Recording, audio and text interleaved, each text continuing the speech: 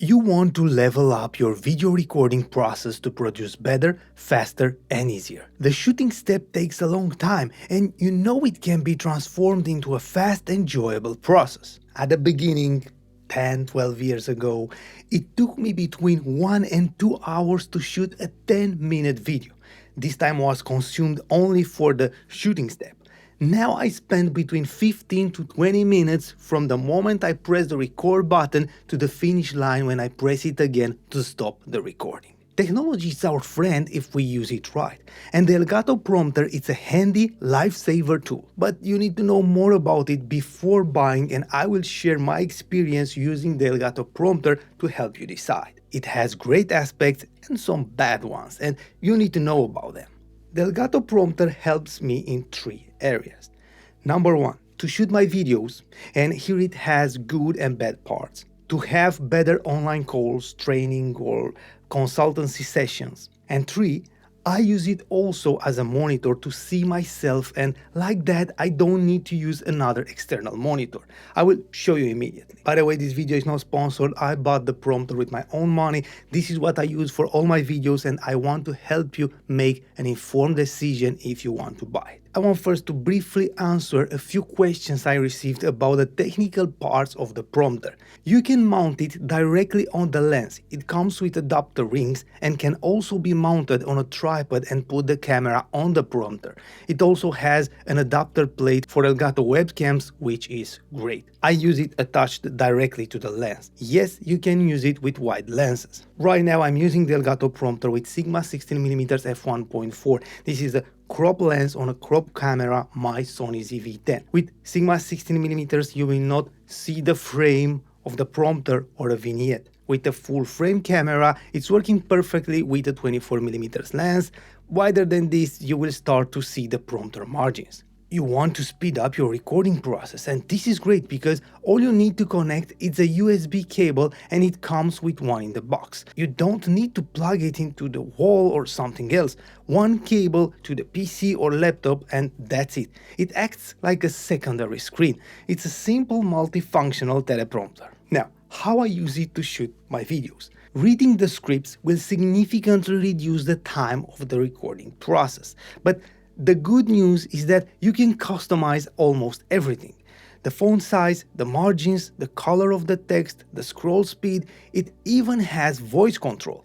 The teleprompter will listen to your voice and scroll the text as you speak. It's working decently, rarely it stays behind your flow and can be annoying, but this is a problem that can be solved in a future software update. I prefer to use the automatic scroll with a constant speed, but this is up to your preference. As an example, for me, the perfect speed is 18-19, but I use a trick to have short lines of text to look as natural as possible when reading. I will share a trick with you. If you stay close to the camera with a wide lens and put the lines of text full on the screen, you will move your eyes from the beginning of the sentence to the end of it, and this will be highly visible if you move your eyes like this. If you make the line of text shorter, not wider than the lens size, you will have the text inside the lens range and it will look more professional. Try it, find the proper speed for you and also the proper font size. What I don't like, and I'm waiting for some updates. When I shoot, everything works perfectly, but the preparation has a few downsides. The software has these chapters. When I copy the text from my writing software and paste it into the camera hub, where I haven't entered, it will move the text to a new chapter. The space between the chapters is huge, and this is annoying for me when I read. To eliminate this, I need to remove the spaces between my sentences and paste them like this to have the text in as few chapters as I can and arrange it in my way. This is not a deal breaker, but I hope they will change the software and make the text editor like a normal page without chapters. This can be solved in a future software update. The second thing I wish they would update. I can't change the color of just a word or a phrase. That can be helpful sometimes.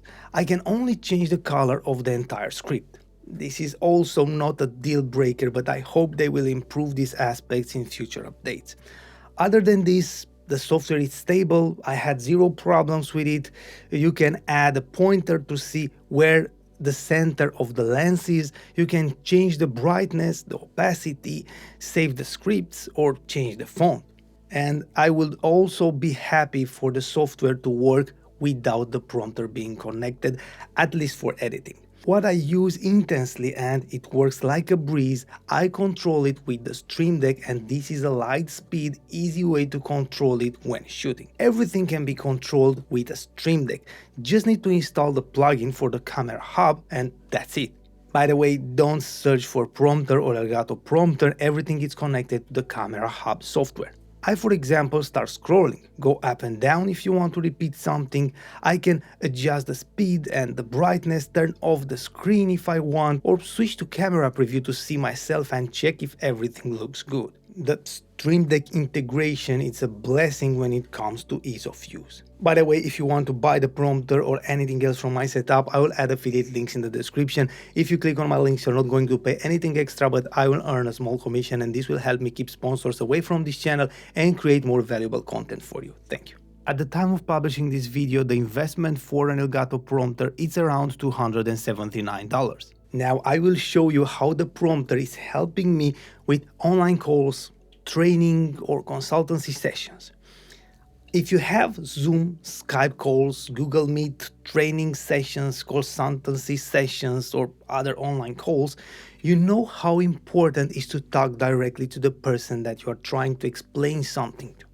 Especially in a training session, when you speak directly to one person, this is crucial. Because this acts like a secondary screen, you can put the window with your video call to the prompter and see the person you are speaking to on the prompter and look directly into the eyes. This will not only make you look better, but will help you with your delivery method and the quality of your training sessions. Looking to the camera, not like this, looking away. No. And if you find this video useful until now, don't forget to press the like button and maybe consider subscribing. Thank you.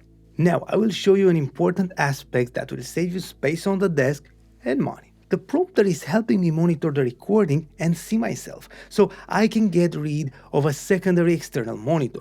I used to have a monitor attached to my desk and see how I look and to check if everything looked good.